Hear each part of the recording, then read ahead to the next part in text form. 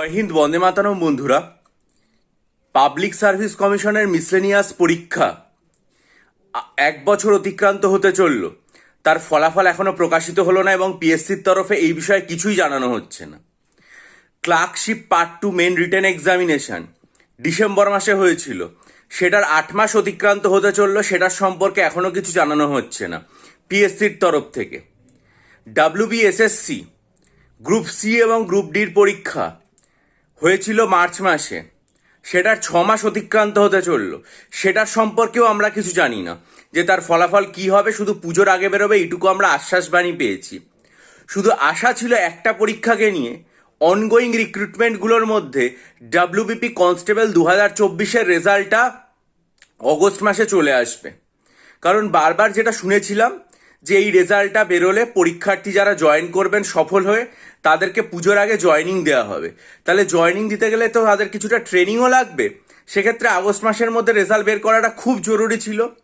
কিন্তু আজকে সেই আশার ওপরে বজ্রাঘাত নেমে এলো, কারণ কলকাতা হাইকোর্ট এই যে রেজাল্ট বেরোনো সেটার প্রক্রিয়া স্থগিত করে দিয়েছে।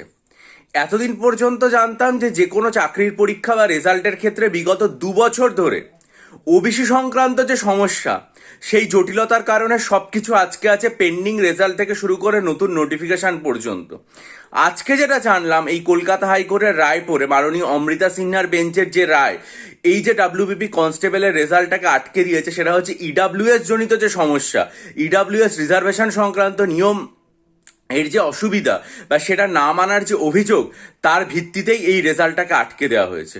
অর্থাৎ ওবিসির পর, রিজার্ভেশনের পরে আর একটা নতুন অসুবিধা আমাদের সামনে এলো, সেটা হচ্ছে ইডাব্লিউএস। বা সকলে জানলে, আমার কাছে এই ব্যাপারটা একদমই অজানা ছিল, এটা আমারই অজ্ঞতা। কিন্তু এই যে একটা রেজাল্ট বেরোবে করে, যেটাতে পুলিশ রিক্রুটমেন্ট বোর্ড অনেকটা অগ্রসরও হয়েছিল, সেটার রেজাল্ট এইভাবে হঠাৎ করে আটকে যাওয়া এবং তার পরবর্তী শুনানি সেপ্টেম্বর মাসে আছে, অর্থাৎ এখন রেজাল্ট বেরোবে কিনা তাই নিয়ে একটা প্রচণ্ড সংশয় তৈরি হয়েছে। এবং যে সমস্ত পরীক্ষার্থীরা আশায় বুক বেঁধেছিলেন, সেই ইন্টারভিউ হয়ে গেছে সম্ভবত জানুয়ারি ফেব্রুয়ারি মাসে, তারপর থেকে এতদিন পর্যন্ত আশায় অপেক্ষা করেছিলেন, তাদের রেজাল্ট যে এখনো এলো না, সেটা যে তাদের কাছে কত বড় মর্মান্তিক এবং মারাত্মক দুর্যোগের মতো, সেটা সত্যি অনুধাবন করতে পারি। কারণ আমিও তো ডাব্লিউবিসিএস পরীক্ষা দেওয়ার পর আমার মেনের রেজাল্টের জন্য 14 মাস অপেক্ষা করতে হয়েছিল।